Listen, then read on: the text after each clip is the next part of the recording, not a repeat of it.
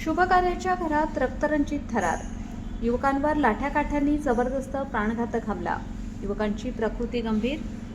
तुम्ही पाहत आहात गाव ते राज्य मराठी न्यूज चॅनल.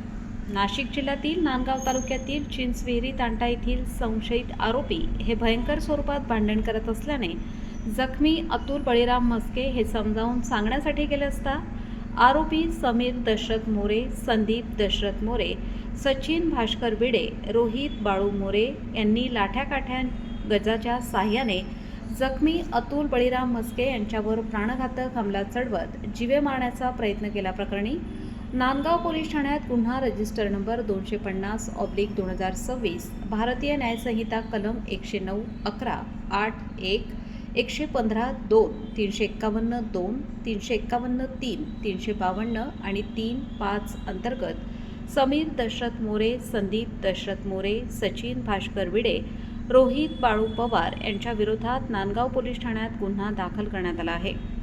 चिंचविहिरी तांडा येथील घडलेल्या या प्राणघातक हल्ल्यामुळे परिसरात भीतीचे वातावरण निर्माण झाल्याचे पाहावयास मिळत आहे.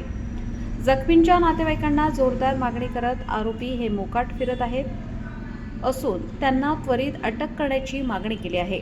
गाव ते राज्य मराठी न्यूज चॅनल, नांदगाव, नाशिक. संपादक विजय धामणे, नांदगाव, नाशिक.